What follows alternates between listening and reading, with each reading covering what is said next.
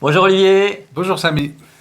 Alors aujourd'hui, notre pratique professionnelle est bousculée par un environnement sans cesse changeant qui nous oblige à nous adapter plus rapidement. Oui, c'est pour cela que nous avons défini les caractéristiques de la seule posture qui permettent de nous adapter, celle du leadership du cœur, grâce aux 4 accords fondamentaux qui vont avec.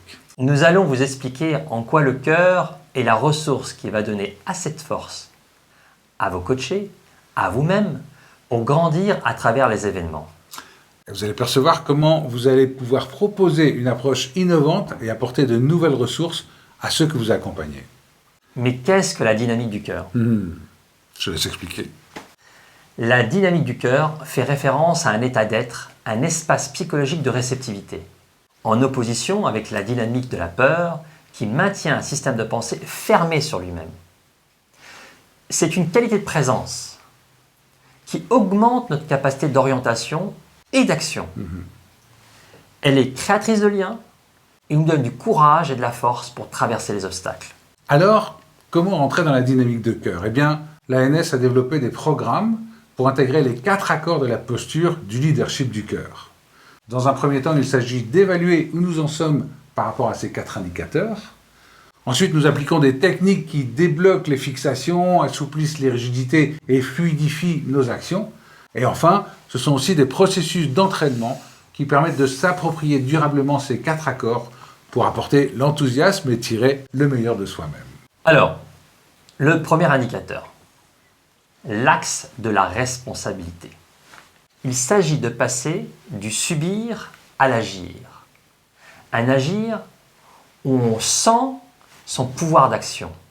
En fait, on va aider le coaché, la personne que vous accompagnez, à prendre conscience qu'il est propriétaire de ses perceptions et que c'est bien avec son cerveau qu'il interprète et qu'il a la possibilité de choisir entre une posture défensive et une posture de croissance.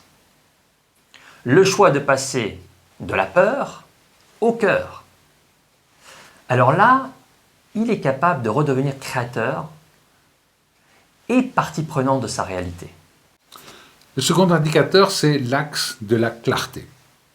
Il s'agit de passer de l'évaluation à l'exploration, de sortir de la critique et du jugement qui délimitent les frontières de nos perceptions pour apprendre à faire une rupture avec la posture de sachant, mais c'est plus difficile si le client est sur la défensive dans des comportements barges. C'est un moment où le stress pourtant l'invite à s'adapter, mais où il est perçu la plupart du temps comme une menace. Alors, en provoquant cette rupture pour adopter la posture du non-sachant, vous aidez votre coaché à explorer d'autres possibilités. Le troisième indicateur, l'axe de l'énergie. Et là, on va faire référence au cœur.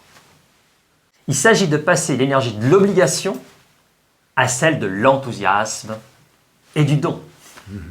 Dans l'obligation, nous fonctionnons par alerte en situation de stress, ce qui diminue nos ressources. On se sent obligé à faire les choses. Les choses ne se font pas naturellement. Il y a une dépense d'énergie. Quelquefois, c'est nécessaire. Mais en aidant le coaché à passer d'une dynamique d'obligation à une dynamique de cœur, de liberté, de don, il retrouve alors ses compétences de créateur de valeur. Pour cela, vous le faites travailler sur 5 paramètres.